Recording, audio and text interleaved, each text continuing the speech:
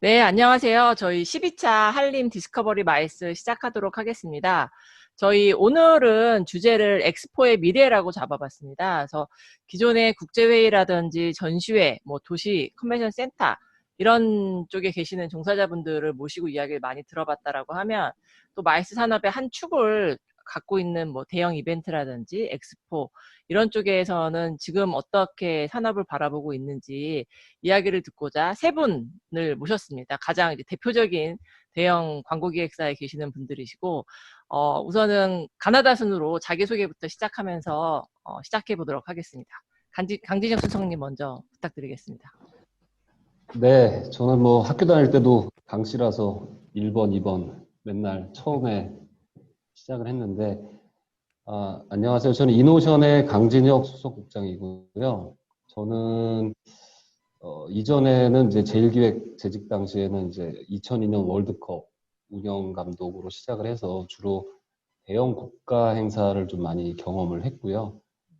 엑스포 쪽으로는 상해 엑스포 한국기업연합관을 총괄을 했고, 특히 뭐 여기 저는 이제 김건표 국장을 이제 그때 뵀는데 여수 엑스포 때는 회장 운영 총감독을 했었습니다. 그래서 현대자동차 그룹관하고 회장 운영, 전시관 운영, 그다음에 사실 이따가 좀 말씀드릴 사항인데 이 지자체에서 개최하는 국가 행사라 하더라도 재정 확보는 매우 중요한 부분이다 보니까 스폰서십 마케팅, 즉 휘장 사업 총괄을 또 했었습니다. 그래서 한 800억 정도 재원 확보에 기여를 했었고요.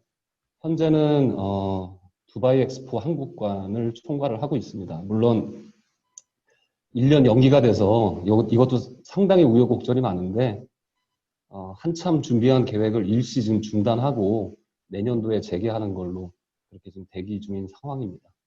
네, 네. 감사합니다. 두 번째 김건표 국장님. 네, 안녕하십니까. 저는 대웅기획의 김건표 국장입니다. 저는 이제 그 BTL 쪽에 LG에 대해서 계속 근무하다가 대웅기획에 한 10년 전에 옮겨서 대웅기획에 써 있고요. 아까 말씀하신 지자체 사업들 위주로 하는 팀의 총괄로서 현재 저희 팀 이름은 EX 프로젝트라고 해서 아까 말씀했던 지자체 행사뿐만 아니라 정부 관련, 홍보 관련 업무들까지 같이 연결해서 진행하는 사업들을 중점적으로 지금 진행하고 있습니다. 네, 반갑습니다. 마지막으로 남스테 책임님 부탁드립니다. 네, 안녕하십니까. 저는 HS에드의 남승태 책임입니다. 반갑습니다. 저는 2007년도에 입사를 해가지고요. 어떻게 보면 김건표 국장님이 제 사수로 모셨던 분이십니다. 이게 함께해서 너무 영광이고요. 저는 주로 이제 엑스포 공공지자체 업무를 담당을 하고 있고요. 얼마 전에 이제 내년에 있을 풍기 인삼 엑스포라고요. 그것도 지금 총괄로 해가지고 수주를 한 상황이고요. 제가 진행됐던 프로젝트들은 거의 뭐 국내 지자체 엑스포가 많이 진행을 했었습니다. 오늘도 함께 좋은 시간 보낼 수 있도록 하겠습니다. 감사합니다. 네, 감사합니다. 우선 아마 들으시는 분들이나 이제 나중에 영상을 보시는 분들이 궁금하실 것 같아요. 저도 아까 이제 시작 전에 좀 여쭤보기도 했었는데, 이렇게 대형 기획사에 계시는 분들은 우리보다는 훨씬 더 상황이 좋을 것이다 라고 막연하게 그냥 생각하고 있었는데, 어떻게 지내고 계셨는지 먼저 여쭤보도록 하겠습니다. 강수성님부터 또 다시 차례대로 한번 간단하게 말씀 부탁드리겠습니다. 사실 한때는 대한민국이 이벤트 강국으로 뭐 전 세계의 주요 이벤트를 다 경험을 하는 좋은 시절이 있었죠. 특히 2002년 뭐 월드컵부터 시작해서 평창 동계올림픽까지 상당히 이 업에 종사하는 사람들한테는 가슴 뛰는 많은 순간들을 이렇게 보내는 좋은 일들이 많은데 아마 다들 느끼시겠지만 이 산업적으로든 아니면 이런 이벤트적으로든 그런 기회들이 계속 줄어들고 있는 게 사실이고요. 대형 광고 대행사 같은 경우는 우리 중소기업들하고 상생해서 사실 이런 일들을 만들어서 파이를 키워서 같이 먹고 사는 게 굉장히 중요한 일이라고 생각을 하는데 그 길이 원천적으로 좀 많이 줄고 있다라는 생각이 들어서 아마 이후에 다른 분들도 마찬가지로 그런 걱정을 하고 계시겠습니다만 저희는 다른 영역을 어떻게 하면 좀 더 개발을 할 수 있는가에 많이 고민을 하고 있는 상황이고요. 이게 단순히 뭐 국가 행사, 메가 이벤트뿐만이 아니라 좀 공간을 활용한 공간 관련한 새로운 영역의 어떤 사업을 다각화해서 좀 해야 된다라는 니즈가 신규 사업 발굴에 요즘에 좀 많이 신경을 쓰고 있는 상황입니다. 아, 네, 네. 알겠습니다. 김건표 국장님께서는 그 패러다임이 이제 좀 바뀌었다고 해야 되나요? 저희는 공공기관 업무를 메인으로 하고 있는 팀으로서, 아까 전에 그 강수영님 얘기해 주신 것처럼 한 2년 전까지는 메가 이벤트라든지 이런 사업들 중심이었다라면, 실제적으로 한 3년 전부터 이제 정부 기관 자체에서 니즈가 좀 많이 바뀌었습니다. 예를 들면, 홍보나 그리고 IMC적인 측면까지 포함되어 있는 사업 영역으로 확대되는 경우가 지금 많이 있습니다. 지금 보시는 그 엑스포도 단순히 메가 이벤트로 보는 게 아니라 어떤 지역을 개발을 하고 지역을 발전시키기 위한 단순한 행사뿐만 아니라 그거와 연결되어 있는 다양한 형태의 발전 방안을 제시를 하고 거기에 대한 홍보 그리고 전략 그런 마케팅까지를 요구하는 형태들이 특히 온라인이 많이 중요하죠. 이런 것들이 연결되어 있는 것들을 이제 정부라든지 지자체에서 요구하기 시작했고요. 저희 대응기획도 한 2, 3년 전까지는 말씀하신 공공 입찰들을 많이 중심으로 했다라면 한 재작년부터는 체질 변화를 위해서 조금 많이 바꾸고 있습니다. 예를 들면 저희 쪽에서 뭐 올해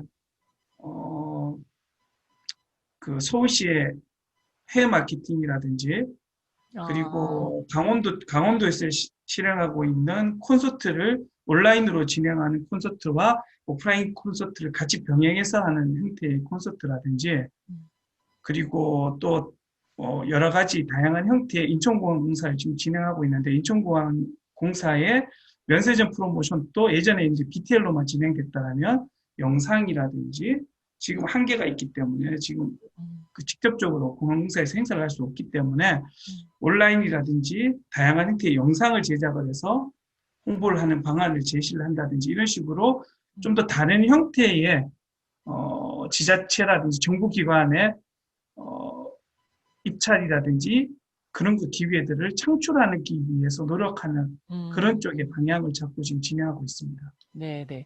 두 분 다 약간 신규 사업 쪽에 좀 더 많이 포커싱을 하고 있는 형태로 이해를 해보면 될 것 같습니다. 마지막으로 남승태 책임님 또 말씀 부탁드리겠습니다. 네, 저도 좀 전에 말씀하신 김건표 국장님 말씀대로 좀 신규 사업을 하고 있는 팀입니다. 저는 이제 실무자 입장에서 말씀을 드리면요. 기존에는 이제 얼마 전까지만 해도 엑스포에 그 큰 빅 이벤트들이 좀 없었습니다.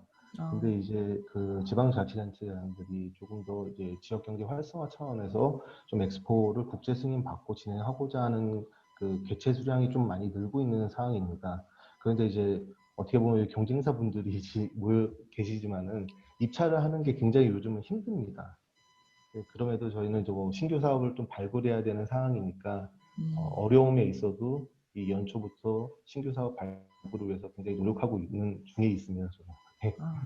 입찰이 어렵다라고 말씀 주신 거는 요새 입찰이 어렵다는 거 경쟁이 치열하다는 의미신가요? 경쟁도 치열하고요. 그만큼 물량이 그렇게 줄어들었다. 다양하지가 않습니다. 예. 그러면 제가 이제 미리 질문지를 좀 만들어서 보내드렸었는데 사실은 2번, 3번의 질문지가 3번의 이야기로 바로 넘어가자니 좀 그래서 지역의 이런 대형 엑스포, 대형 축제 이런 것들이 지역에 원래 줬던 어떤 혜택이랄까 효과 그런 것들은 원래는 기존에 뭐가 있었는데 지금과 같은 형태의 다 취소되고 연기되고 있는 이런 상황 속에서는 과연 우리가 어떤 것들을 지자체나 중앙정부에서 행사를 앞으로 계속 해야 된다라는 걸 설득하기 위해서는 어떤 포인트를 좀 고민을 해봐야 될지를 2번, 3번 질문을 한번 같이 드려보도록 하겠습니다. 다시 강수성님부터 말씀드릴게요. 네. 그러시죠. 사실 이거는 아마 이 학문을 공부하시는 분들이 많은 케이스 스터디를 통해서 이미 알고 계시겠지만, 지자체가 이렇게 공인 엑스포를 포함해서 뭐 비공인 엑스포까지 많이 개최하려고 했던 이유는 결국 도시 브랜딩의 차원이 크고 그걸 통해서 결국 지역 경제 활성화를 목적으로 하고 PR을 하기 위한 겁니다. 사실 예전에 이제 이런 걸 개최함으로 해서 도시가 알려지고 혹은 도시가 재생이 되고 로컬이 전성이 되는 그런 시대를 이제 목표로 해서 이렇게 진행을 하고 있다라고 보여지는데 사실 이거를 기본적인 좀 구조를 조금 볼 필요가 있어요. 제가 아무래도 중앙정부가 관여하는 일을 많이 하다 보니까 단순히 그냥 로컬에서 하는 그냥 비공인 엑스포하고는 좀 다른 구조가 있는 게 이게 이제 국비가 들어가지 않습니까? 지방에서 하는 그 지방비하고는 이게 국가에서 이제 정부 재원이 들어가는데 이런 경우에는 비교적 그래도 용이하게 그 하드웨어들을 구입할 수가 있어요. 그 하드웨어라 하면 기간 산업인 SOC나 도로, 철도, 공항 이런 것까지도 사실은 해외 공인 엑스포들도 사실 그런 걸 노려서 그 보트를 하는 거잖아요. 그래서 네. 하드웨어는 이제 그런 쪽으로 그 재원 구조가 이루어지고 사실은 자체에서 충당해야 되는 재원들이 예를 들면 입장료라든지 아니면 영업 임대료라든지 아니면 이렇게 스폰서십을 통한 어떤 기업들의 마케팅의 장으로서의 어떤 그런 재원을 충당한다든지 이런 건 주로 어떻게 활용이 되냐면 홍보, 마케팅, 이벤트, 운영 이런 쪽으로 활용이 됩니다. 결국에는 이 순환 구조의 고리가 수익이 사실 확보가 될수록 좀 더 알차고 이 좋은 홍보가 잘 되는 구조를 가져갈 수가 있는데 이거는 이제 예산이 어느 정도 확보가 돼 있는 대형 행사인 경우에는 비교적 안정적 재원 구조로 가져갈 수 있는데 사실 좀 아쉬운 거는 닥치고 개최를 하는 이런 사실은 붐이 일다 보니까 부작용들이 많이 생겼죠. 사실 평창 뭐 제가 이렇게 뭐 개인적인 저는 이제 책도 사실 좀 쓰고 싶은 생각도 있고 해서 좀 생각들을 많이 갖고 있는 부분은 뭐냐면 사후 활용 계획이 좀 안정적으로 준비되지 않은 곳에서 닥치고 개최를 한 경우에 사실 언론에서 많은 이제 평론을 했던 것들이 잠시 대회를 하기 위해서 특히 이제 스포츠 쪽도 마찬가지입니다. 평창이라든지 뭐 인천이라든지 재원이 확실히 별로 없는 그런 지자체에서 너무 무모하게 하는 거 아니냐. 결국 이게 다 결국엔 지역민들의 세금으로 나중에 다 또 이렇게 오는 거 아니냐 이런 얘기 하지 않습니까? 그래서 사실 저는 그런 부분에서는 조금 더 그 지역을 홍보하고 활성화되는 것과는 반대면에 또 어두운 면들도 좀 들여다봐야 될 필요가 있다라고 생각을 했었는데 그래도 대한민국에서 했던 이런 주로 큰 행사들은 비교적 다 성공적으로 끝냈다고 보여져요. 특히 여수 같은 경우에는 지금 이전과 달리 관광객의 어떤 유입이라든지 네. 지역의 관광문화 활성화에 상당히 기여를 했고 사실 이 엑스포가 롱텀 베이스로 진행되는 경우에는 지역의 정권들도 교체가 되고 시장들도 교체가 되고 뭐 이런 경우가 많은데 그래도 비교적 지금까지 여수는 되게 많이 방문해 보고 싶은 그런 어떤 지역으로서 자리를 매김을 한 걸 보면 지역 개체가 무엇을 원하고 무엇을 요구해서 이렇게 됐고 그 결과가 어떤 것이다라는 좋은 선례가 아니었나 싶고요. 그런 측면에서 아마 많은 지자체가 그 지역이 갖고 있는 특성이라든지 장점을 가지고 어떤 이런 풍부한 컨텐츠를 활용해서 이런 일들을 하려고 하는 거 아닌가 싶습니다. 네, 말씀 주신 대로 저도 여수 같은 경우에는 관광객이 뭐 어마어마하게 늘었을 뿐만 아니라 실제로 가서 보면 요새 여수에서 이야기 듣는 것들은 이제 뭐 거기 전문 컨벤션 센터는 없지만 대형 행사들이 여수로 가면은 이제 참가자가 좀 늘어나는 경향이 있다고 하더라고요. 여수의 이미지가 워낙 좋아지다 보니까. 그래서 대형 그러니까 국제 학술 대회 같은 경우에 국내 학술 대회조차도 여수로 가려고 하는 사람이 상당히 많아지고 있다라고 얘기를 하고 있고 제가 좀 놀랬던 거는 뭐 요새 이제 지면에 나오는 COP라는 행사들을 이제 국제 회의를 이제 유치하기 위해서 여수랑 인천이랑 고양이 지금 붙었는데 그 과정 속에 그 엑스포를 치르면서 여수 시민 사랑회인가? 그런 그 주민들 커뮤니티 엄청 강력하게 이렇게 결성이 되어 계시더라고요. 그래서 그 커뮤니티에서 COP를 유치하겠다고 이게 막 나서셔갖고 그동안 뭐 국회를 찾아다니시면서 하시는 모습을 보니까 그런 걸 보면 진짜 엑스포를 통해서 지역민들의 뭐 의식까지 말하기 좀 그렇지만 아무튼 이런 거에 대한 이해력도 상당히 높아지지 않았나 하는 그런 생각도 들기는 하네요. 네, 두 번째는 김건표 국장님께서는 또 엑스포나 축제에 대해서 어떻게 생각하시는지. 기본적으로 엑스포라든지 지역의 축제는 저는 조금 다르다고 보는데, 엑스포를 기준으로 했을 때 그 지자체에 끼치는 효과는 벌써 나가. 분명히 크다고 생각이 듭니다. 음. 그럴 수밖에 없는 게 여러 가지 이유가 있습니다만, 예전에는 지자체 단체장이 지적이라든지 본인을 홍보하는 쪽에 포인트가 맞춰져 있는 게 이제 축제라든지 엑스포가 많았었거든요. 그러나 지금은 이제 대부분의 지자체 단체장들도 엑스포를 바라보는 시각이 단순히 본인의 홍보하는 수단으로 활용하는 것이 아니라 정말 그 지역이 잘 되고 그 지자체가 잘 돼야지만 본인이 연임할 수 있다는 것들을 이제 너무 잘 인식하시기 시작하셨어요. 그래서 개인 홍보보다는 실제 지역을 위해서 하는 경우들이 많아졌고요.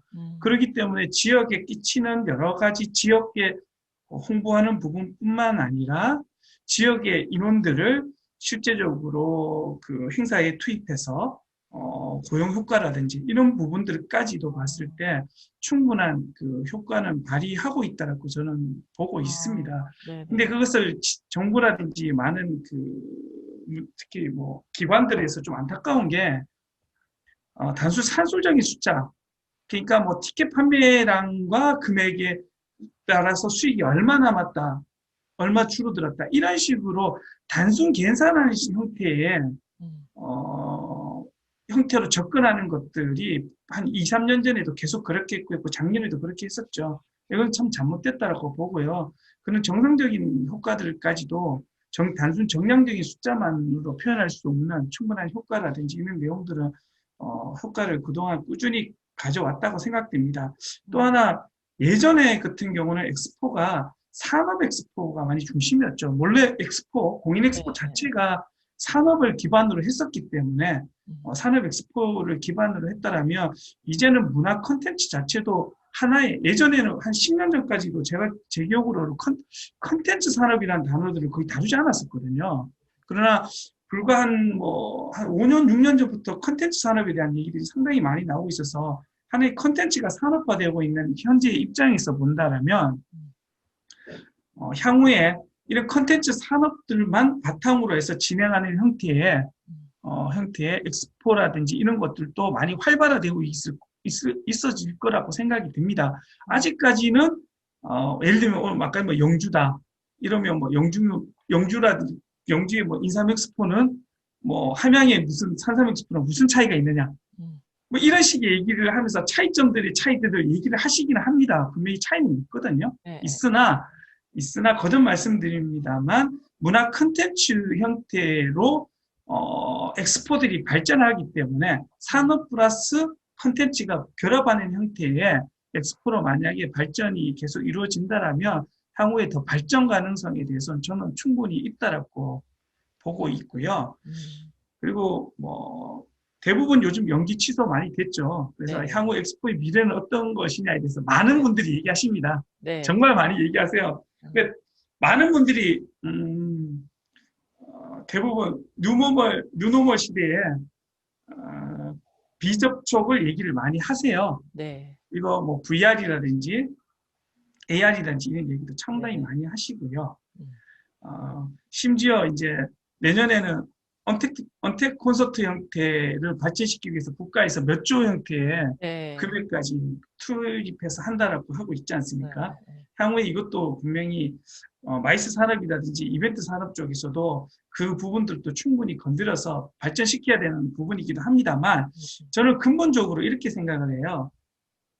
결국은 여기 그 강희조 수님도 계시고 남태 책임도 계십니다만 이런 업뿐만 아니라 마케팅을 하시는 분들은 VR과 AR로 이루어지는 언택 형태의 행사라든지 언택 형태의 프로모션들이 상당히 한계가 있다는 걸 더 많이 절실하게 저는 요즘 더 느껴요.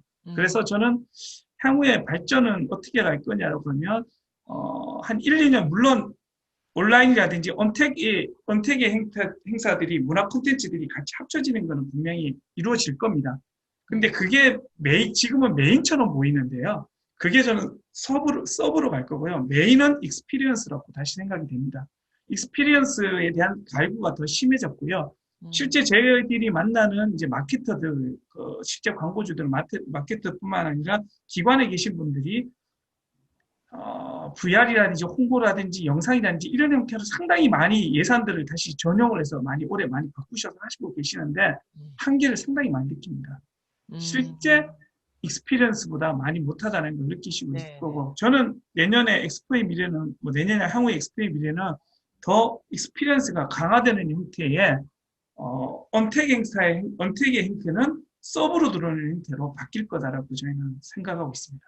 그러니까 언택이라는 거가 보완제 역할을 할 거지 대체제는 절대 될 수 없다라는 말씀이신 거고. 예, 예. 우스갯소리로 제가 이런 얘기를 한번 해봤어요. 제 아들이 어제부터 쉬고 있어서 제 아들한테 물어봤습니다. 야, 한 이틀 쉬는데 아빠랑 어디 놀러 갈래? 어디 한번 가자. 이랬더니 그 친구가 했던 말이 지금 PC방 갔어요. PC방 원래 못 가는데 가면 안 되는 거 아닌가? 아니 친구네 방에 친구네 집에 갔어. 네네네. 친구네 집에 가서 PC 한다고 갔어요. 네. 그 친구는 이런 우리 시대랑 좀 다르긴 다르죠. 그렇죠. 게임으로 이루어지는 그런 것들을 더 네네. 좋아하고 그런 언택에 대한 것들이 능숙하긴 합니다만 아직까지 그 친구들보다는 대다수에 이루고 있는 전 국민의 형태로 봤을 때는 물론 그 언택의 행사가 보조적인 게 점점 커지겠죠. 저도 커질 거라는 생각을 하고 있습니다. VR이나 AR이라는 게 기술적인 발전들이 이렇게 되면 충분히 될 거라고 보고는 있어요. 그러나 현재까지 앞으로 향후 한 10년까지는 더 익스피리언스에 대한 다양한 형태의 욕구들이 더 발산이 될 거다. 그것이 엑스포에 반영이 될 거다라고 저는 생각하는 거죠. 남책임님 또 마지막으로 한 번 더 이야기 들어보겠습니다. 네. 제가 마지막에 하게 되니까 그러게요. 다음에 좀 순서를 바꿔보겠습니다. 예, 그러시죠. 김건표 국장님께서 말씀하신 내용이 중복되는 내용이 좀 없지 않아 있는 것 같고요. 저는 지역의 관점에서 좀 생각을 해보았습니다. 먼저 말씀하신 것들 내용이 중복되는 것도 있겠지만은 엑스포는 이 지역 경제 활성화나 도시 브랜딩 그리고 인프라 조성 등 지역에 주는 효과가 굉장히 다양하다고 생각을 합니다. 최근에 좀 연속성을 가지고 진행한 엑스포를 좀 살펴보았는데요. 먼저 금산 세계 인삼 엑스포에 대해서 말씀을 좀 드리면 2006년도 그리고 2011년도, 2017년도에 국가에서 국제 승인을 받고 진행되었던 엑스포입니다. 금산이 인삼 도시로서 자리매김할 수 있게끔 중추적인 역할을 했던 엑스포라고 좀 생각을 했습니다. 인삼하면 금산이 떠오를 정도로 대표 브랜드로 자리매김할 수 있는 방법론 쪽에 성공적으로 진행됐다라고 좀 보고 있고요. 최근 진행된 17년도를 좀 살펴보면은 제가 좀 수치를 좀 좋아해서요. 좀 찾아봤는데 약 3천만 불의 수출 계약 그리고 5,500억 원의 지역경제 파급 효과는 물론하고 이 엑스포를 통해서 인삼업계의 동반 성장 계기가 마련된 결과를 좀 확인할 수 있었습니다. 그리고 또 금산 엑스포가 단발성으로 진행되는 것이 아니라 인삼 도시로서 자리매김할 수 있도록 중장기적으로 좀 계획을 하고 진행했던 대표 사례라고 좀 생각이 들었고요. 두 번째, 제가 이제 2010년도하고 17년도에 진행했던 제천 국제 한방 바이오제 엑스포인데요. 이 마찬가지로 2010년과 17년도에 국제 승인을 받고 진행했던 엑스포입니다. 마찬가지로 이제 도시 브랜딩 차원에서 좀 성공적인 엑스포라고 생각을 합니다.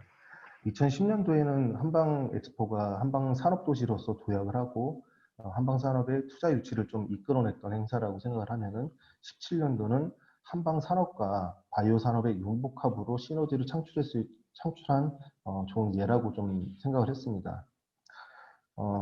엑스포를 통해서 5,300억 원의 경제적 파급 효과를 달성했고 또 고용 유발 효과는 5,200여 명 정도 그리고 2,000억 원의 수출 계약이 성사된 좀 성공적인 엑스포였다고 봅니다. 그 밖에도 여러 엑스포들이 좀 있는데요.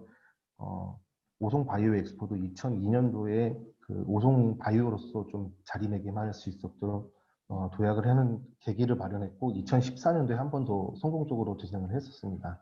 그리고 이후에 2015년도에 괴산 유기농 산업 엑스포를 진행했는데요. 지금 괴산 2차형 괴산 군수님이 다시 2022년도에 엑스포를 진행하기 위해서 국제 승인을 받기 위해서 국민들이 한마음 한뜻으로 지금 국제 승인을 받고 있는 중에 있습니다. 이런 부분들이 도시 브랜드로서 자리매김하기 위해서 가장 큰 효과를 본 엑스포들이라고 좀 생각을 했습니다. 물론 뭐 꾸준히 이런 엑스포들이 진행을 해야지만 경제 발전이 좀 일어날 것 같다는데 그냥 단발성으로 그치는 것이 아니라 주기적으로 뭐 몇 해에 걸쳐서 지역 엑스포를 진행한다면은 물론 뭐 일자리 창출도 일어나고 지역 경제 활성화 차원에서 굉장히 도움되는 엑스포로 자리매김하지 않을까라는 생각이 들었습니다. 그 주시는 지금 사례들을 들어보면 저랑 이제 황 교수님이랑 금산 인삼 엑스포 2017년도 한 거 타당성 연구를 저희가 진행했거든요. 그래서 저희 금산에 진짜 수차례 내려갔었는데 생각해 보면 저희도 가서 사실 되게 놀랐습니다. 금산이 이제 그 홍삼 재배하는 쪽에 있어서 전국의 이 생산량 자체가 뭐 월등하고 중국이나 이런 데서 금산 인삼을 이제 금산 인삼에 대한 이미지 자체가 워낙에 좋아서 그러니까 그렇게 보면 지금 이렇게 세 분이 말씀해 주신 거 보면 엑스포가 갖고 오는 효과는 지역에 대한 홍보, 지역의 인프라를 깔아주는 역할들을 할 수 있고, 그 다음에 뭐, 지역의 산물과 같이 특산물하고 지역의 그 대표 산업하고 연관이 되면 상당한 시너지를 내는 그런 효과들이 많이 있다라고 저희가 보여지는 것 같아요. 근데 이제 아까 김건표 국장님께서 말미에 이제 3번에 해당하는 미래 엑스포의 모습들에 대해서 이제 보조제 이 온라인이라는 거는 보조 역할을 할 거다라고 생각하시면서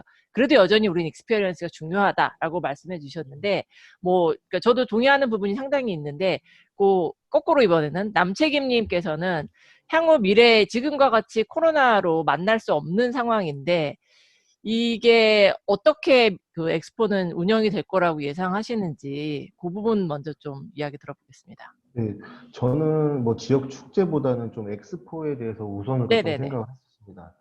향후에 이 코로나뿐만 아니라 뭐 우리나라에서 뭐 많은 질병들이 또 발생을 하고 국가적인 재난 등으로 인해서 좀 행사 진행이 좀 어려울 경우에 국가에서 지원을 받고 진행되는 국제 승인 엑스포는 일단 승인 자체도 좀 어려움이 예상이 됩니다. 네. 국가 승인을 받기 위해서는 아까 타당성 조사도 하셨다고 했지만은 이런 기본계획 연구 영역과 타당성 조사부터 비대면 솔루션을 좀 활용도 높은 아이템을 제안을 하고 지역의 관광 인프라를 하나의 방법으로 랜선 관광이나 랜선 전시회 등과 같은 이런 프로그램들을 개발하고 오프라인에서 비대면으로 통한 체험이나 전시 관람 위주였다면은 비대면 체험 콘텐츠 등을 연계해서 하는 것이 아마 방법이지 않을까라는 좀 생각을 했었습니다. 이렇게 되면은 실시 설계나 연구 영역 타당성 조사가 잘 이루어져서 국제 승인 앞으로 진행되는 행사의 국제 승인도 가능할 것이라고 좀 생각이 들었습니다. 연구의 역할이 조금 중요하다라는 그렇죠. 말씀이신가요? 근데 일반적으로 지금 한림대학교에서 지금 내후년에 있는 강원 산림 엑스포에 네. 저 진행했습니다. 네. 하고 있는 것으로 알고 있었는데요. 네, 끝났어요. 네. 아, 끝나셨어요? 네네.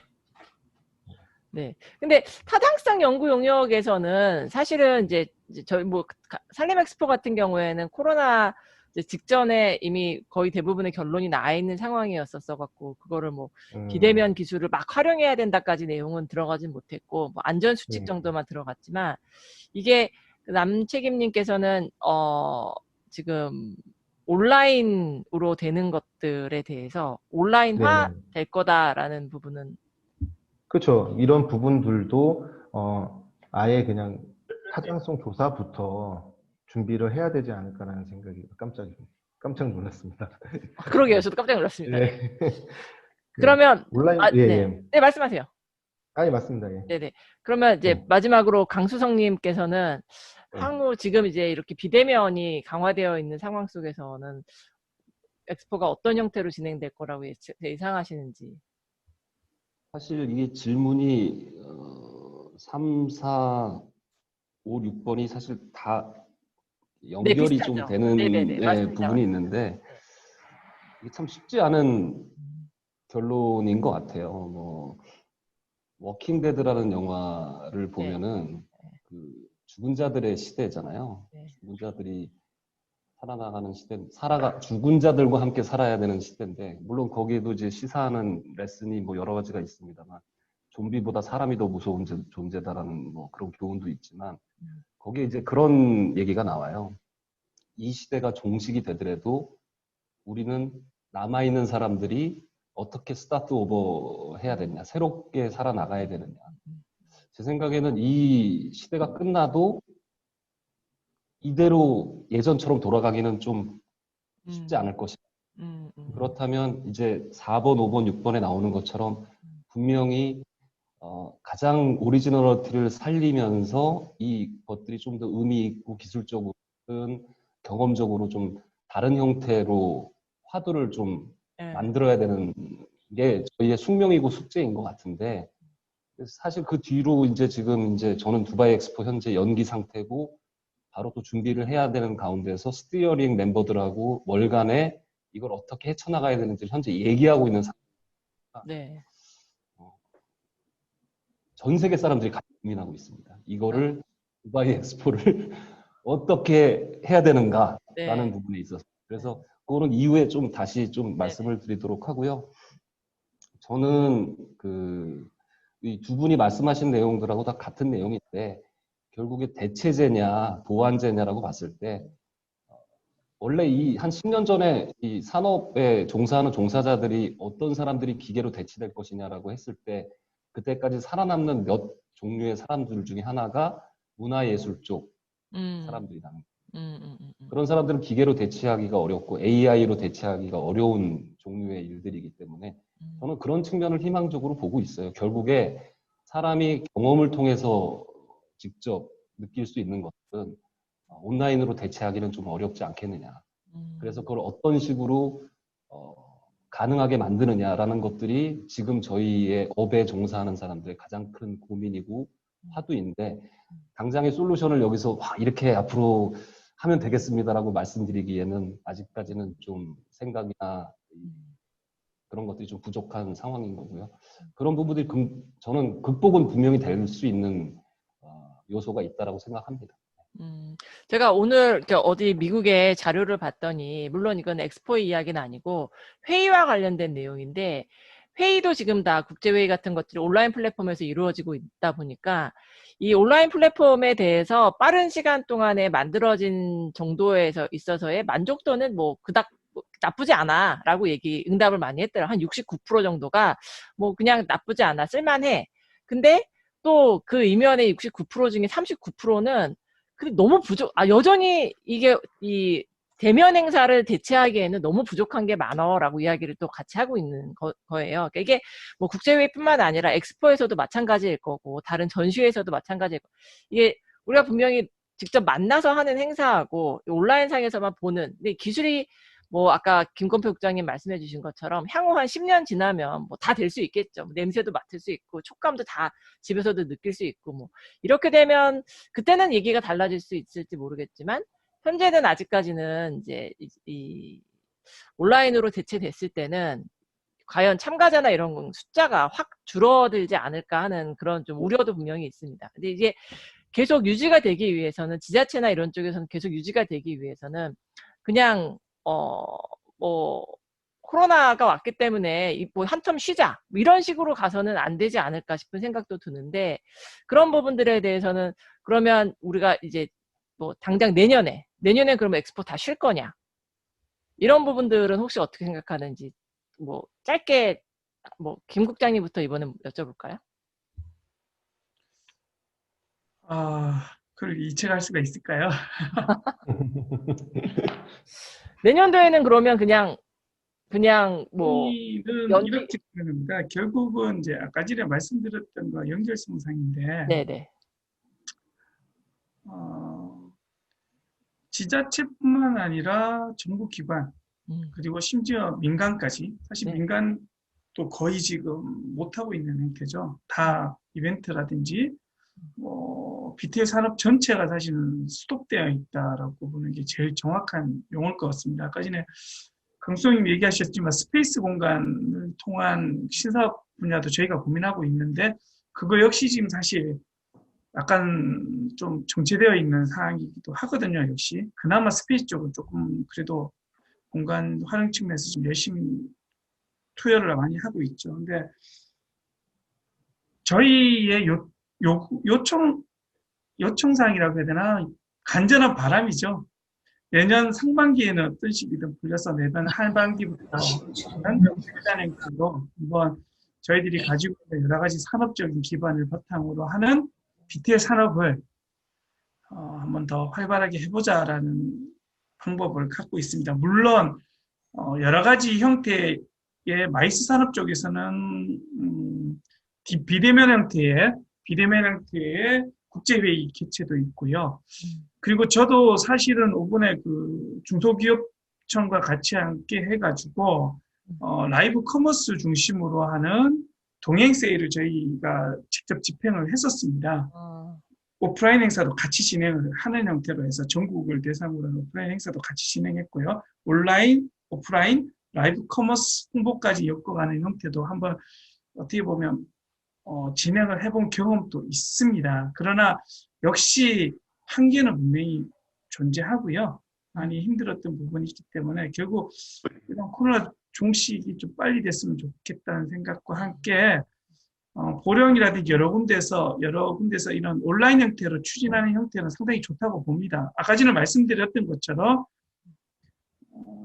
대체제가 언젠가는 메인으로 다시 돌아설 때가 있을 겁니다. 불과 뭐 강수정님도 그렇지만 우리 황 교수님도 잘 아시겠습니다만 온라인이 이렇게까지 10년 만에 ATL 시장을 광고 시장보다 더 커질 거라는 예측을 한 사람들은 그렇게 많지 않았습니다. 불과 10년 만에 바뀌었던 것 같이 결국 온라인 형태의 엑스포라든지 이런 형태들은 점점 발전해서 10년 정도나 15년 정도의 기술적 발전만 같이 이용된다라면 이게 메인이 되는 시대가 분명히 올 수 있다고 저는 보고는 있습니다. 보고 있으나 향후 2, 3년이라든지 4, 5년 내에서는 익스피리언스에 대한 욕구들을 조금 더 충족하는 형태로 저희들이 많은 제안을 내년 하반기 때 해서 지자체들을 유도할 생각을 가지고 있습니다. 그러면 뭐 다시 강수성님께서는 그러면 우리 당장 내년에는 어떻게 해야 될까? 아까 그 두바이 엑스포 이야기 뒤에서 해주시겠다고 하셨는데 뭐 두바이 엑스포 이야기를 같이 해주셔도 괜찮고. 현재 그 스티어링 멤버들하고 회의를 조직이랑 하는데 내용이 버추얼 엑스포를 준비해달라. 이런 요구가 있어요. 근데 그게 아까도 잠깐 뭐 거론이 됐지만 대체제의 느낌은 아니에요. 왜냐하면 현재 각국에서 건축이 거의 공정이 70~80% 이상 완료가 되어 있는 상태예요.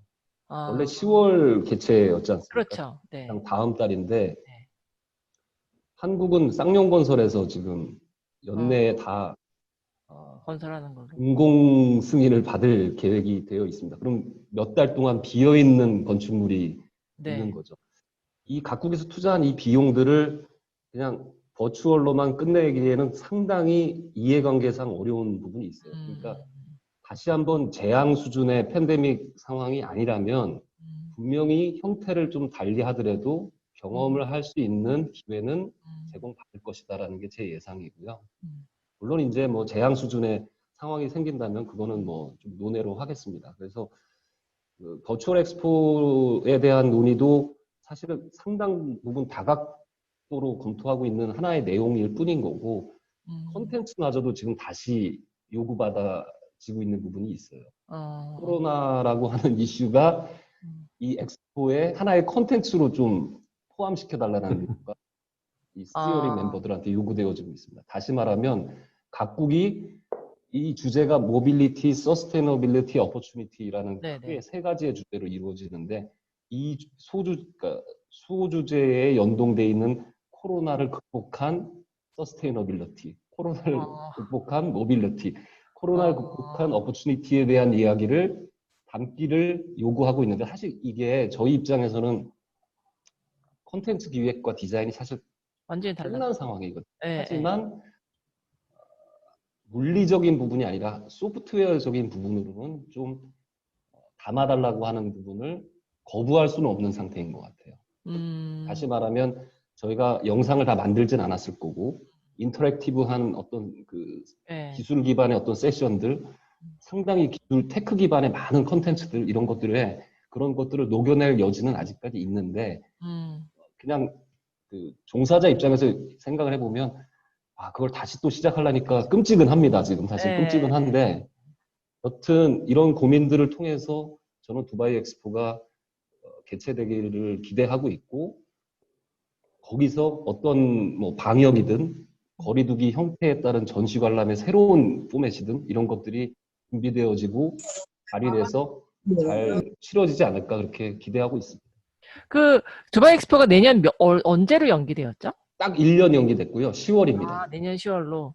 그러니까 그러면 그때 아직까지는 살짝 희망을 가질 수 있지 않을까 이렇게 예, 생각합니다. 그럴 수 있겠네요. 지금과 같이 이제 완전히 항공이 막혀 있는 상황은 사실은 이거를 뭐 오프라인으로 대면으로 한다라는 게 거의 불가능한 상황이니까 이제 항공이 떠서 이런 격리 14일 격리 이런 부분들이 좀 해결이 되면 그때는 아마도 그 대면으로 진행될 수 있지 않을까. 근데 네. 예, 영화를 좀 많이 찍었는데요. 이것 때문에 네. 배 선적을 해서 보내야만 10월에 맞출 수 있는 그런 듀데이트가 있어서 배에 싣고 있는 중에 막 철수하고 뭐 약간 다이나믹한 경험을. 네, 그렇습니다. 그러면 두바이 엑스포 같은 경우에 벌추얼로도 한다라는 거는 뭐 이제 결국은 우리가 그냥 일반적으로 아는 홈페이지 같은 것들을 만들어서 그 안에서 각 국가관들을 그 안에 뭐 3D가 됐던 뭐 어떤 형태가 됐든 볼 수 있게끔 그런 형태로도 하나 운영하고 그다음에 오프라인으로 올 사람 오프라인으로 와라 이런 형태로 결국 뭐 그 비슷한 얘기인데요. 아마 그 버추얼이라는 단어가 가지고 있는 그 느낌하고는 또 다양한 형태의 대체 혹은 보완을 할 수 있는 방안들을 같이 고민해 보자는 아이디어를 되게 많이 요구를 하고 있어요. 그들이. 왜냐면 이제 나라마다 사실 그걸 받아들이는 레벨이 다를 거고 그렇죠. 기술력이 다를 거고 사실 이제 저희는 모빌리티를 주제로 하고 있는 구역에 있고 모바일 강국이라고 하는 이미지를 가지고 5G에서 6G까지의 어떤 그 많은 양의 데이터를 통해서 굉장히 리얼리스틱한 환경들을 만드는 것이 이제 저희가 가지고 있는 컨텐츠의 내용들인데 그런 것들을 좀 기대를 많이 하더라고요. 뭐 좀 여담입니다만 뭐 BTS도 한번 왔으면 좋겠다라고 하고 있고 네, 우리 한국한테 바라는 것들이 딱 몇 가지가 있어요. 네. 그렇죠, 그렇죠. 근데 일본도 사실 지금까지 엑스포에서 되게 좋은 어떤 그런 실감 공간들을 보여줬었는데 일본도 그러면 마찬가지로 그런 형태를 준비하고 있을까요?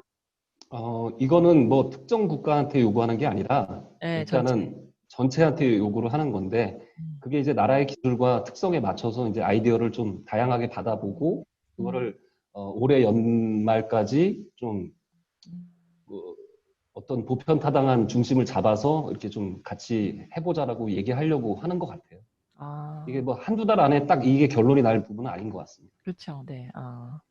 그러면 혹시 이제 그 해외에서는 이런 엑스포 같은 것들이 현재 그 벌추얼 같은 형태로 하이브리드 형태로 개최되는 사례에 대해서 이야기해 주실 분 계실까요? 남책임님 이번에는 먼저 갈까요? 그거 제가 자세히 그건 파악을 안 한 상황이고요. 예. 네네네. 혹시 다른 분들 중에 특별히 뭐 제가 네. 지금 말씀드린 것도 네. 일부 그쵸. 반반은 뭐 그런 개념일 수도 있는데 뭐 아시는 분들은 아시겠지만 지금 CES가 내년 초에 있는데 그게 벌초로 바뀌었죠. 전부 다 버추얼로 바뀌었죠. 네.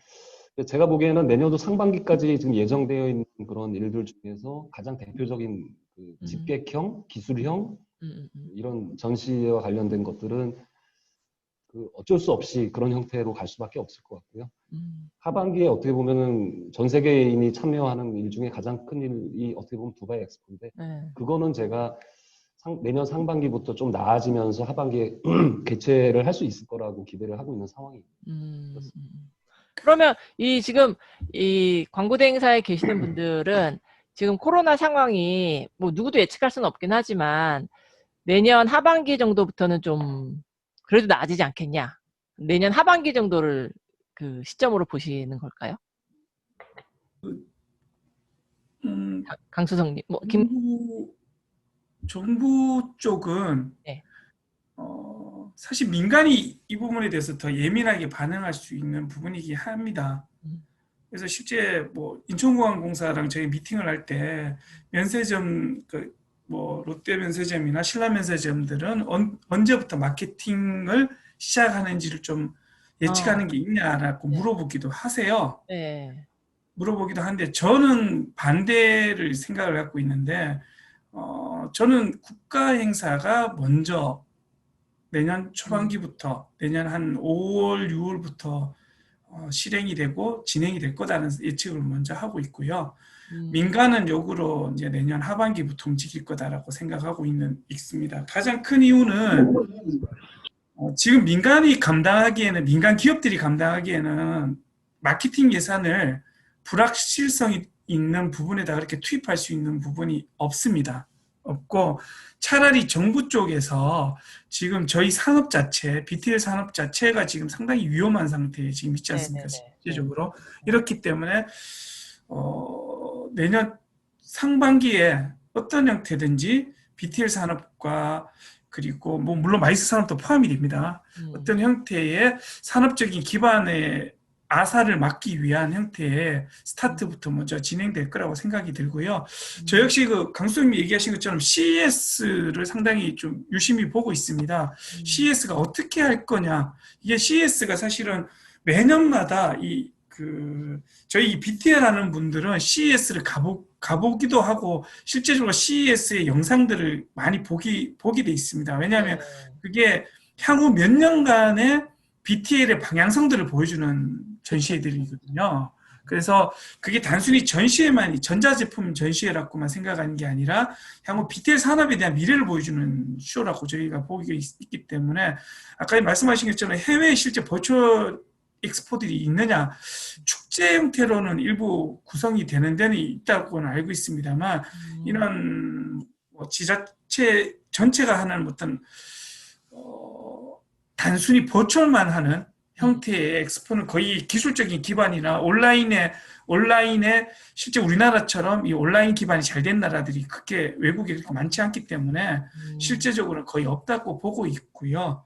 실제로 CES가 어떻게 하느냐가 저희 민간 기업들뿐만 아니라 정부는 모르겠습니다. 민간 기업들은 CES의 전시 형태에 따라서 향후 내년도에 방향성을 잡는 버추얼도 어떤 식의 버추얼을 할 거냐까지도 고민하는 좋은 하나의 샘플이 될 거다라는 생각을 하고 있습니다. 그러게요. CES가 좀 크게 잘 보여주면, 근데 제가 지금까지 저도 몇 차례 미국에서 개최되고 있는 온라인 이제 대형 행사들, 컨벤션이라고 하는 전시랑 회의가 연결된 행사들을 몇 군데 지금 봤는데요. 되게 화려하게 잘 만들어 놓고, 뭐 저희 것보다 좀 서버가 좀 더 안정적이고 이런 건 있는데, 아직은 기대에 좀 못 미치더라고요. 뭐 그런 부분들이 조금, 미국도 여전히 이런 것들이 문제구나라는 생각이 들긴 하는데, 이제 CES가 기술 기반에 관련된 또 행사다 보니까 좀 더 지금과는 다른 모습을 보여주기를 저도 좀 기대를 해보게 되기는 합니다. 근데 이제 아까 김 국장님 말씀해주신 말씀 중에 이제 민간보다는 정부가 먼저 해주면 좋겠다, 이제 하지 않겠냐라고 얘기해 주시긴 했는데, 저희 국제회의나 전시회 쪽에선 보면 지금까지의 취소되거나 연기된 행사는 다 정부 행사고 민간이 하는 행사는 그래도 하고 있었거든요. 정부는 이제 책임지기가 어렵다라고 생각하는 것 같아요. 여기서 뭐 확진자가 나오면 한 명이라도 나오면 이게 다 나의 책임이 되다 보니까. 그래서 사실은 저희는 정부는 기대를 안 하고 있었거든요. 앞으로 대형 행사의 첫 번째는 민간이 하는 게 되지 않을까? 뭐 이런 생각을 좀 하긴 했었는데, 좀 상반된 의견이셔갖고. 그거는 이제 저 같은 경우는 정부 기관이 이제 뭐 당연히 교수님도 뵙는 분들이 비슷합니다. 저희도 비슷한 분들을 뵙는데 이대로 가면 안 된다는 인식들은 다 갖고 계세요. 실제적으로. 제가 중기부 일을 좀 했었는데 중기부 쪽의 담당 분들도 상당히 이 부분에 대해서 산업적인 기반 자체가 없어질 수 있다라는 것에 대해서는 상당히 민감하게 생각하고 계신 부분이 있기 때문에 바람이기도 하죠. 사실 바람이기도 한데 민간 기업들은 아까 말했던 마케팅 비용을 아까 전에 제가 사실 좀 길게 좀 설명하기가 그렇습니다만 마케팅 비용적인 측면에서 BTL이 지금 하고 있는 행태에 대한 부담들이 또 있습니다. 간단히 예를 들면 한 3억 정도를 가지고 3억 4억 정도를 가지고 뭐 간단한 콘서트를 할 수 있죠. 예를 들면 저희가 강원도에서 인제 스피디움에서 강원도에서 콘서트를 하나 했었는데 상당히 성공적인 드라이빙 콘서트였어요. 근데 차량이 500대 왔습니다. 아, 500대면 4명씩 채워도 네, 500대 하면 2,000명이었을 네. 거예요. 네네네. 물론 행사 자체에 의미가 있다 보니까 방역이라든지 이런 거 잘 돼서 여러 군데 지금 소개도 하고 있습니다. 소개도 하고 있고 많은 표본이 돼서 지금 얘기도 많이 하고 있는데, 그러나 효과 측면, 단순히 그 비용 대비 효과 측면만 놓고 본다면 사실 콘서트 한 5억 정도 하면 보통 한 10,000명 정도는 그리고 행사를 할 수 있죠. 네네. 최소한. 그런 콘서트의 효과로 본다면 분명히 민간이 접근하기에는 효율성적인 비용에 대한 효율성적인 측면이 상당히 약하기 때문에 BTL을 먼저 접근하는 것보다 온라인이라든지 기존의 광고를 강화한다든지 이런 식의 방법으로 전개를 할 가능성이 많고요.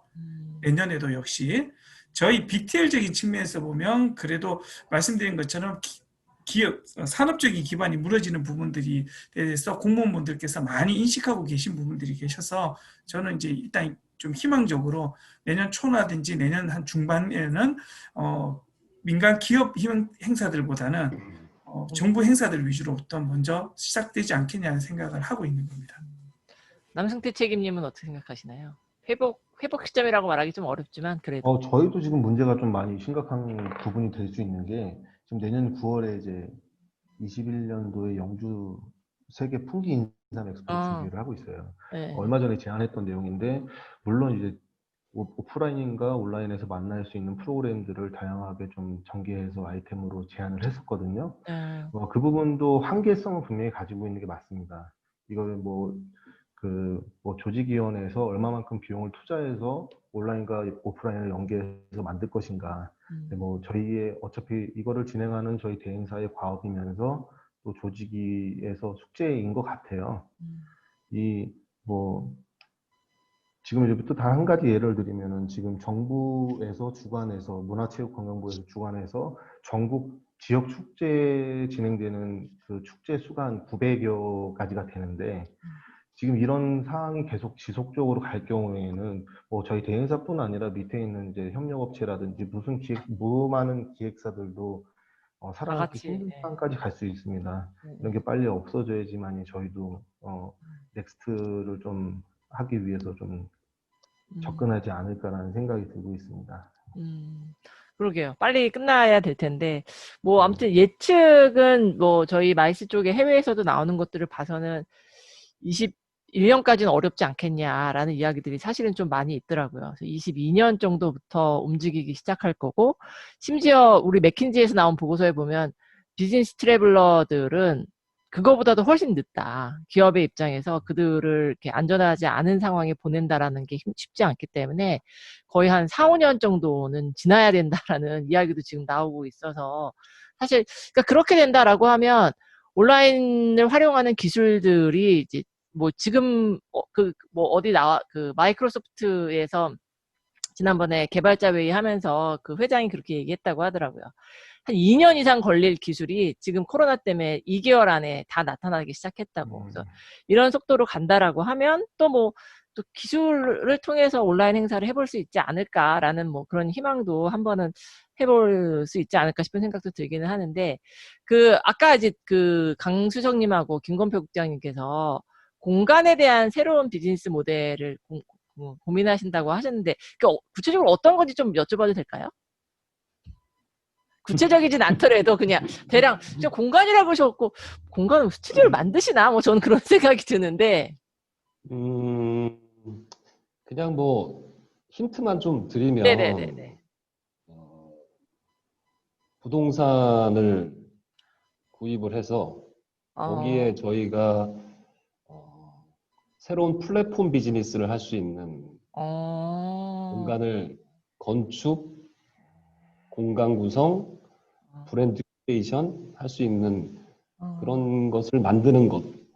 왜냐하면 여튼 사실은 많은 플래그십 스토어나 팝업 스토어나 뭐 이런 것들이 물론 이제 고관여 제품이나 저관여 제품이냐에 따라서 제품의 성향에 따라서 공간에서 이제 그런 거를 마케팅하고 홍보하는 뭐 가로수길에 잠깐 떴다 나갔다 하는 거랑은 좀 다르게 이 플랫폼을 좀 만들고 프로퍼티를 직접 오운하는 것이 이렇게 지자체의 어떤 근데 지금 대행으로만 가는 하긴 것은 어렵다. 한계가 좀 있지 않겠느냐라는 생각이 들어서 그런 쪽 그러면 방향은 좀 이노션에서는 이제 제가 이해하기로는 상당히 기술 기반으로 모든 것들이 바뀔 것이다. 그걸 대비하는 형태로 이해를 해봐도 그러니까 이제 리테일 애저 서비스 라스라고 이제 뭐 맥킨지나 뭐 여러 네. 군데에서 이 미래 리테일에 네네네. 대한 얘기를 하고 네네. 있는데요. 기술 기반이라고 꼭 얘기하는 건 아니고 결국에 경험이 중요한데 음,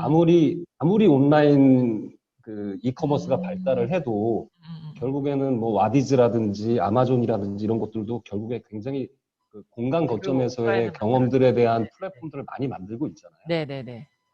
이게 이제 융복합되고 있는 시점이다 보니까 상호 음, 보완적인 게 아니라 상호 시너지를 내서 좀 더 새로운 걸 하나 더 플랫폼 음, 만들 수 있는 것들 이런 것들이 필요하지 않을까 생각을 음. 해서 다각도로 좀 살펴보고 있습니다. 대웅에서 생각하시는 공간도 이런 개념이신가요? 사실 그 이노션만큼 사업적으로 크게 벌릴 수는 없고요. 네. 사실 이노션은 저도 뭐 어떤 사업들을 많이 추진하는지를 알고 있어서 근데 큰 사업들이고요.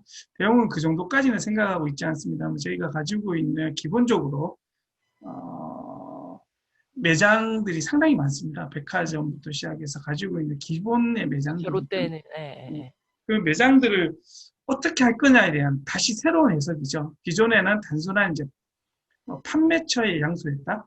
뭐 판매와 뭐 이런 것들을 장소했다라면 이 공간에서 사실 많이 얘기됐던 거죠. 어떻게 체험시킬 거냐부터 이렇게 많은 얘기들이 있었습니다만 실제적으로 판매만 중심이 되었었거든요. 그동안 어떻게 많이 판매할 거냐에 중심이 포인트 있다면 그 공간 자체가 이제 앞으로 아까 말씀드린 것처럼 IMC 공간 자체가 완전 달라지고 있고 체험에 대한 것들도 상당히 많이 달라지고 있기 때문에 그런 것들을 실제적으로 어떻게 녹여서 보여줄 거냐라는 산업과 함께 아까 말씀드렸던 어떤 특정 공간들을 저희가 뭐 임차를 한다든지 해서 그 구매를 한다든지 해서 그 공간을 가지고 어떠한 공간적인 경험을 할 수 있는 사실 그 다 공간적인 건 사실 익스피리언스랑 다 연결이 될 수밖에 없긴 해요. 그래서 익스피리언스의 공간으로 어떻게 만들 것이냐 그리고 거기를 뭐 어떻게 공간뿐만 아니라 거기서 무슨 교육을 시킨다든지 이런 것까지 발전시킬 수 있는 형태의 산업적인 것들.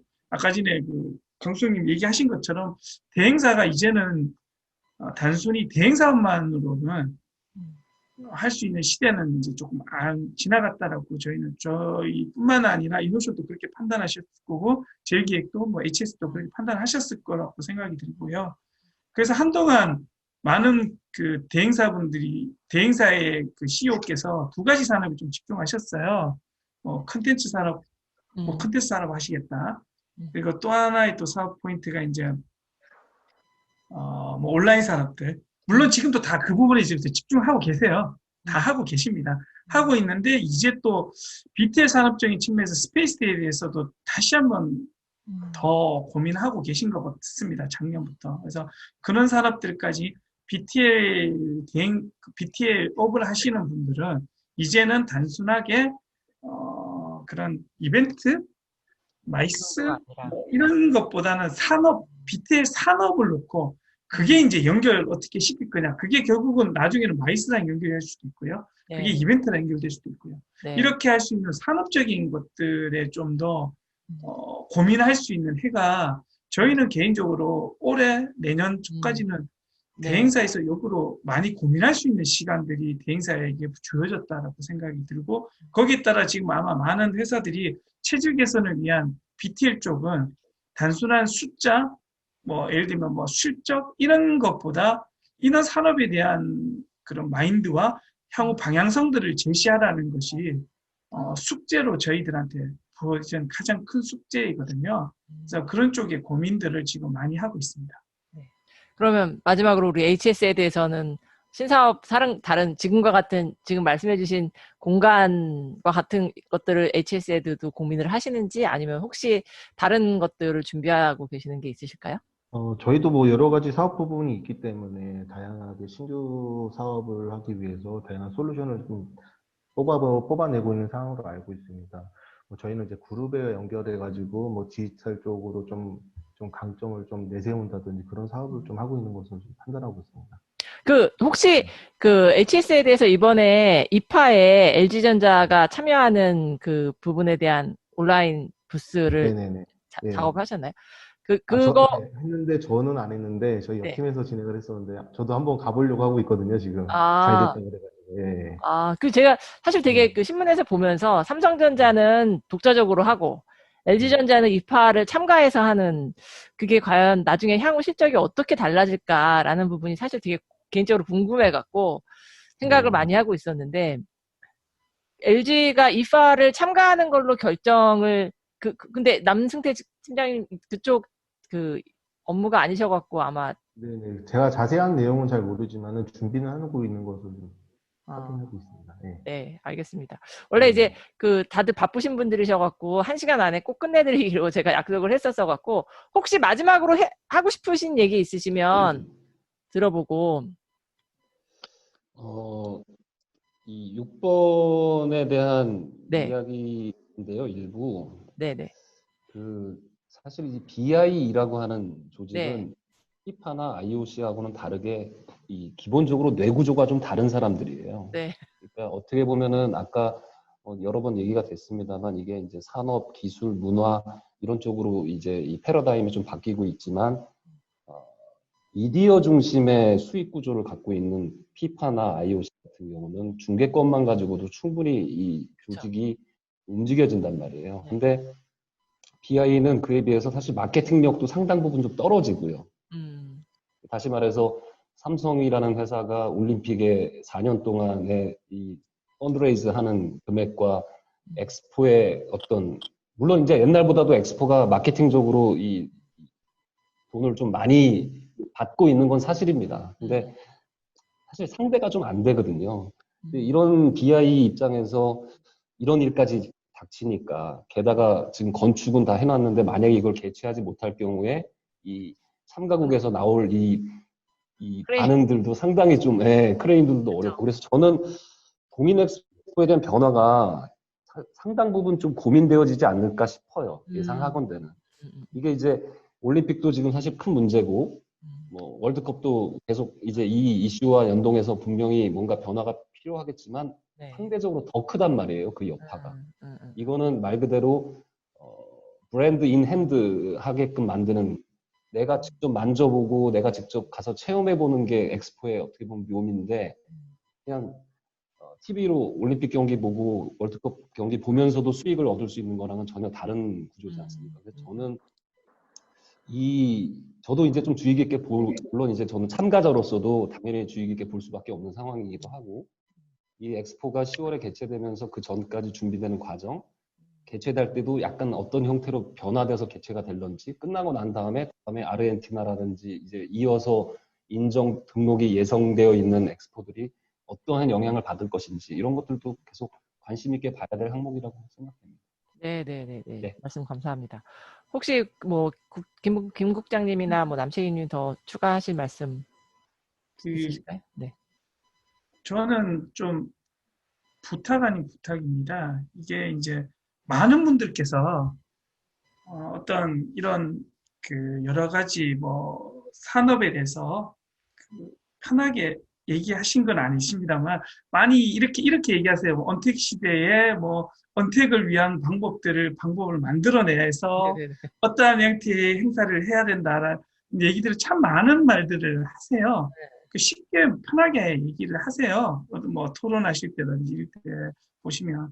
근데 참 그게 무서운 말이거든요. 사실 산업적인 측면에서 보면. 왜냐하면 저희 산업은 1차 밴더만 있는 게 아니고 2차 밴더, 3차 밴더까지 연결되는 상당히 연결성이 많은 산업입니다. 그렇기 때문에 이 산업적 고리가 되게 강한 산업이기 때문에 사실 언택으로 만약에 전환이 됐을 때 우리가 아직까지 준비가 되어 있지 않은 상태에 준비를 해야 당연히 준비해야 됩니다만, 당연히 그 산업적인 혜택들이 기술자들을 위주로 하는 기술 플랫폼에게 돌아갈 뿐이지, 실질적으로 직접 산업과 연결되어 있는 분들과 연결성은 상당히 약할 수밖에 없습니다. 지금 형태로 보면. 저희가 라이브 커머스를 동행사 때 해봤는데요. 실제 라이브 커머스를 해보면서 느꼈던 건데, 사실 아직까지 저희가 할 수 있는 기반이 약했습니다. 아직 준비가 저희가 안 돼 있었고요. 그러다 보니까 실제적으로 그 플랫폼을 가진 회사에 의존할 수밖에 없는 부분이 강했었거든요. 결국은 저희의 연결성 있는 산업들의 비용들은 점점 줄어드는 거죠. 결국은 그런 산업적인 카테고리까지 생각했을 때 저희 산업에 종사하시고 저희 산업과 같이 연결하시는 많은 분들께서는 좀 더 이 시대적인 흐름을 물론 언택입니다만, 결국은 저도 아까 수차례 말씀드렸던 것처럼 저희 산업 자체가 익스피리언스를 기반으로 하고 있기 때문에, 익스피리언스는 불과 이 코로나가 벌어지기 2년 전, 1년 전, 그 전년도만 보셔도 익스피리언스의 시대가 도래했다는 얘기를 맞아. 다 하고 있었던. 네, 맞습니다. 예. 근데 그게 이제 코로나 때문에 잠시 바뀌었는데, 많은 분들은 또 코로나니까 또 익스피리언스를 얘기를 안 하고 코로나 이런 변화된 말만 자꾸 바꾸시는 분들이 많으셔서 참 안타까운데요. 좀 더 많은 걸 기반으로 해야 되기 때문에 좀 더 저희 산업에 대해서 깊은 이해를 가지고 좀 덕분에 많은 이야기들이 이루어졌으면 좋겠습니다. 네, 알겠습니다. 남책임님도 혹시 뭐 있으실까요? 네, 저는 죄송합니다. 화면이 없어져가지고요. 예. 어차피 오늘 이 주제가 엑스포이기 때문에 좀 엑스포에 대해서 말씀을 드리면, 올해 진행되려고 했던 엑스포들이, 무수히 많은 엑스포들이 내년으로 연기됐습니다. 두바이 엑스포도 마찬가지겠지만 또 없어지거나 했던 프로젝트들이 굉장히 많이 있습니다. 이런 부분들이 다시 살아나지 않는다면은 저희뿐만 아니라 저희와 함께하는 모든 벤더사들, 협력업체들도 굉장히 힘들어지는 시기가 도래하지 않을 거라는 생각이 듭니다. 빨리 이런 코로나나 재난 같은 부분이 빨리 없어져가지고 경쟁에서 두 분 앞서 말씀드린 두 분도 만나고 다양한 또 이제 프로젝트를 같이 함께함으로써 좀 발전할 수 있지 않을까라는 생각으로 좀 마무리하고자 합니다. 네, 알겠습니다. 감사합니다. 오늘은 사실 모시기 어려운 분들을 모셔갖고 여기 와 계신 분들 중에 질문이 있을 것 같기도 한데, 제가 이제 딱 1시간만 하겠다고 이렇게 약속을 드렸었기 때문에 오늘 여기서 혹시 황 교수님 코멘트 하실 거 있으실까요? 그냥 질문, 최근에 우리 광고 대행사도 이제 여러 가지 우리 코로나 아니라도 디지털 시대 때문에 되게 이제 위기가 온다 이런 얘기 있는데, 그게 제일 많이 등장하는 얘기가 데이터라는 얘기거든요. 그래서 저는 그냥 이런 질문 해보고 싶습니다. 지금 BTL이 나름이 엑스포를 하시는데, 혹시 그 데이터라는 것을 어떻게 인식하고 있는지, 혹시 회사 차원에서 그에 대해서 뭔가 좀 이래 어떤 대안을 가지고 있으신지, 그거만 간단하게 물어보고 싶네요. 예. 혹시 우리 네, 저희는 데이터 커맨드 센터가 제가 근무하는 층에 별도로 있어요. 예. 다시 말하면은 이제 빅데이터를 활용해서, 근데 그것들이 목적점이 온라인화를 위한 것은 아니고요. 예. 결국에 익스피리언스를 강화하고 그 경험이 계속 분배되고 순환되게끔 만들기 위함이라고 저는 그렇게 인식하고 있거든요. 예. 디지털 트랜스포메이션 시대가 왔다고 해서 모든 것이 다 디지털로 바뀌어야 된다는 의미는 아니고요. 예. 디지털을 통해서 디지털 컨피규레이션이 된 상황에서 기존에 우리가 해왔던 그런 업들이 조금 더 조화롭게 잘 공존할 수 있는 것들을 향해 가고 있다라고 그렇게 생각하고 있습니다. 예. 네, 알겠습니다. 부장님은 혹시 데이터에 대해서 저희 대응기획도 빅데이터 시스템을 갖추고 있고요. 아까 말씀하셨던 것처럼 저희는 그걸 산업화시키는 쪽으로 포인트를 잡고, 빅데이터 시스템 자체를 산업화시키는 걸 기준으로 해서 지금 그 센터를 발전시키고 있는 상태에 있습니다. 그래서 그 사업화로 직접 데이터 시스템을 주고 팔고 연구해서 직접 사업화시키는 아이템과 함께 저희 BTL 쪽에는 아마 향후에 아마 올 연말이면 온라인 프로모션 형태의 팀이라든지 셀을 직접 만들게 될 거고요. 그 팀이 아마 빅데이터와 연결되어서 진행할 수 있는 프로모션들을 이제 새롭게 만들어내는 형태의 팀보다는 셀 형태로 BTL 본부 자체에다가 만들어서 진행할 생각으로 지금 추진 중에 있습니다. 거의 아마 올 연말에는 아마 그렇게 진행될 것 같습니다. 저희가. 남승태 책임님도 네, 있으시죠? 저희 회사도 그 디지털을 좀 강화하기 위해서 인원을 크게 좀 보강을 하고 있는 상황이고요. 또 회사의 미래 이 경쟁력을 가장 중추적인 역할로 집중을 하고 있는 상황으로 저희 회사도. 예, 예, 예. 알겠습니다. 예, 예, 네. 예. 그러면 오늘 그 세 분 나와주셔서 너무 감사드리고요. 너무 재밌게 잘 들었습니다. 저희 뭐 회의나 전시 중심으로 이야기하고 있는데 엑스포 이야기가 상당히 많이 여기 참가하신 분들한테 도움이 많이 됐을 것 같습니다. 다시 한번 감사드리다는 인사드리고 여기서 마치도록 하겠습니다. 수고하셨습니다. 네, 네, 수고했습니다. 수고하셨습니다. 네, 감사합니다. 고맙습니다. 수고하셨습니다. 네. 예, 수고했습니다.